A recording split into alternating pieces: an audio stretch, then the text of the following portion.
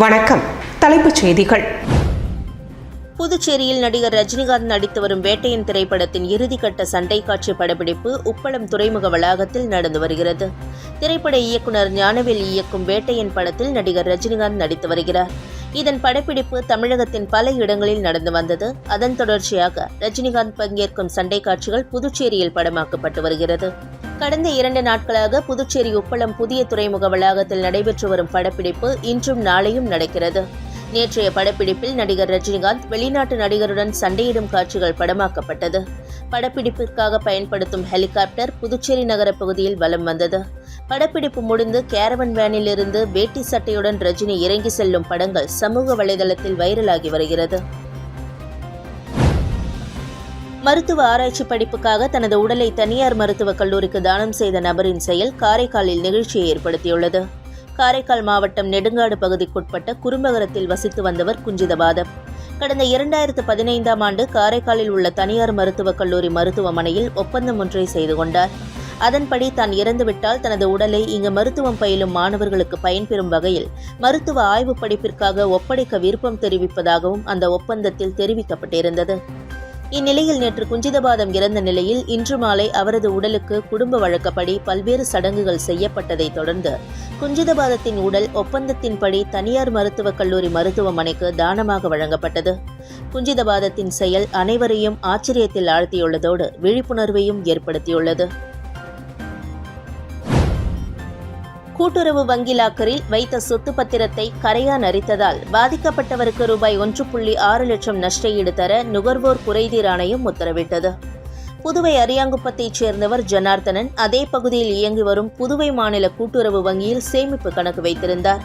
அந்த வங்கியில் பாதுகாப்பு பெட்டக வசதி சேவையை பணம் செலுத்தி பெற்றிருந்தார். அந்த பெட்டகத்தில் தனக்கு சொந்தமான சொத்துக்களின் 3 அசல் பத்திரத்தை வைத்திருந்தார். 2016இல் அதை எடுக்க சென்ற போது கரையான் அரித்து சேதமடைந்திருந்தது. இதுகுறித்து வங்கி அதிகாரிகளிடம் முறையிட்டும் நடவடிக்கை இல்லை. இதனால் சேவை குறைபாடு ஏற்பட்டதால் நஷ்டஈடு கோரி புதுவை மாவட்ட நுகர்வோர் குறைதீர் ஆணையத்தில் வழக்கு தொடர்ந்தார். ஆணைய தலைவர் முத்துவேல் மற்றும் உறுப்பினர்கள் கவிதா, ஆறுமுகம் ஆகியோர் கொண்ட அமர்வு விசாரணை நடத்தியது. விசாரணையில் பாதுகாப்பு குறைபாடு உறுதி செய்யப்பட்டது.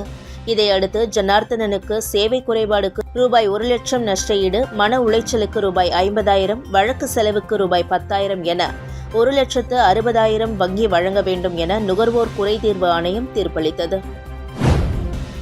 புதுச்சேரி காங்கிரஸ் கட்சி சார்பில் காமராஜர் நகர் தொகுதியில் நீர்மோர் பந்தல் திறக்கப்பட்டது. இதில் காங்கிரஸ் தலைவர் வைத்திலிங்கம் கலந்து கொண்டு மோர்பந்தலை திறந்து வைத்து பொதுமக்களுக்கு இலவசமாக மோர் வழங்கினார். புதுச்சேரி காமராஜர் நகர் தொகுதியில் காங்கிரஸ் கட்சியின் சிறப்பு அழைப்பாளர் வினோத் ஏற்பாட்டின் பேரில் காங்கிரஸ் கட்சி சார்பில் இலவச நீர்மோர் பந்தல் ரெயின்போ நகர் சந்திப்பில் இன்று திறக்கப்பட்டது. இதில் சிறப்பு விருந்தினராக கலந்து கொண்ட காங்கிரஸ் கட்சி தலைவரும் எம்பியுமான வைத்திலிங்கம் நீர்மோர் பந்தலை திறந்து வைத்து இலவசமாக பொதுமக்களுக்கு மோர், தர்பூசணி, நுங்கு போன்ற குளிர்ச்சியான பொருட்களை வழங்கினார். இதில் ஏராளமான பொதுமக்கள் கலந்து கொண்டு இலவச மோர் மற்றும் குளிர்பானங்களை அருந்திச் சென்றனர். மயிலம் சுப்பிரமணிய சுவாமி கோவிலில் சித்திரை மாத கிருத்திகையை முன்னிட்டு உற்சவர் வெள்ளித்தேரில் பக்தர்களுக்கு காட்சியளித்தார். விழுப்புரம் மாவட்டம் திண்டிவனத்தை அடுத்த மயிலம் சுப்பிரமணிய சுவாமி கோவிலில் சித்திரை மாத கிருத்திகையை முன்னிட்டு அதிகாலை 4 மணிக்கு கோவில் நடை திறக்கப்பட்டது. தொடர்ந்து மூலவருக்கு அபிஷேக பொடி, பஞ்சாமிர்தம், பால், சந்தனம், தேன், திருநீறு உள்ளிட்ட பல்வேறு வகையான அபிஷேகங்கள் செய்யப்பட்டன. அதேபோல் உற்சவர் வள்ளி தெய்வானை சமேத சுப்பிரமணிய சுவாமிக்கு மஞ்சள், பஞ்சாமிர்தம், தேன், பால், பழங்கள், சந்தனம், விபூதி உள்ளிட்ட பல்வேறு வகையான அபிஷேகங்கள் செய்யப்பட்டன. தொடர்ந்து வள்ளி தெய்வானை சமேத சுப்பிரமணிய சுவாமி வெள்ளித்தேரில் மலைவலம் வரும் காட்சி நடைபெற்றது. வெள்ளித்தேரை திரளான பக்தர்கள் கலந்து கொண்டு அரோகரா, கந்தனுக்கு அரோகரா, மயிலம் முருகனுக்கு அரோகரா என கோஷங்களை எழுப்பியபடி தேரை வடம் பிடித்து இழுத்துச் சென்றனர்.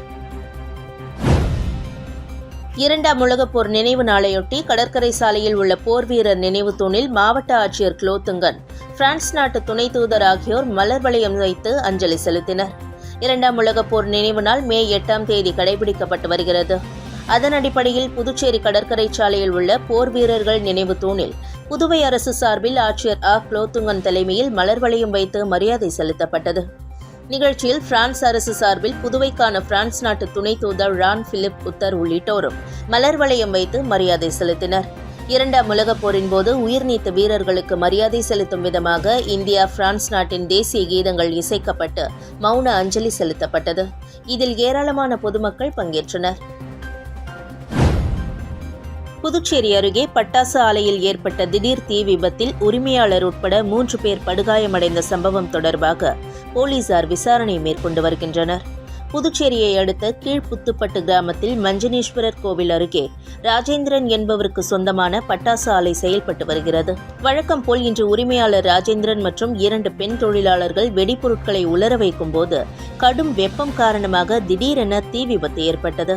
இதில் பட்டாசுகள் வெடித்து சிதறியதால் 3 படுகாயமடைந்தனர். தகவல் அறிந்து சம்பவ இடத்திற்கு விரைந்து சென்ற தீயணைப்புத் துறையினர் தீயை அணைத்து 3 மீட்டு பிம்ஸ் மருத்துவமனையில் அனுமதித்தனர். இதுகுறித்து மரக்காணம் போலீசார் வழக்கு பதிவு செய்து விசாரணை மேற்கொண்டு வருகின்றனர்.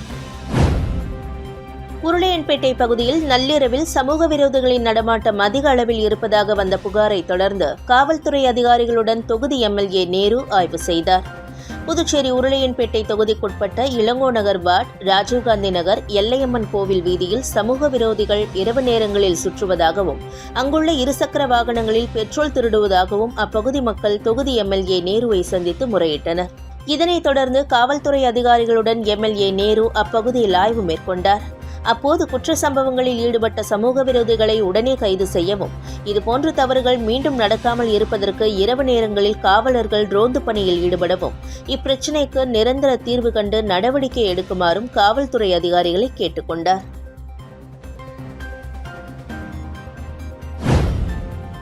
காரைக்கால் மாவட்டத்திலிருந்து ஹஜ் பயணம் செல்லும் பயணிகளுக்கான தடுப்பூசி முகாம் நடைபெற்றது.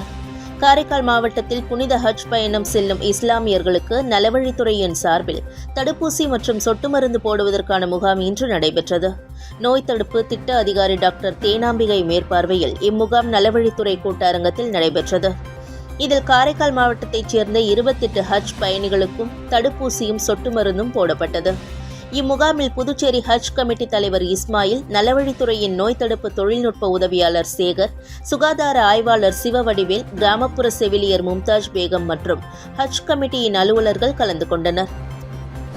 செஞ்சி அருகே இடித்தாக்கி 3 எருமை மாடுகள் சம்பவ இடத்திலேயே உயிரிழந்த சம்பவம் சோகத்தை ஏற்படுத்தியுள்ளது.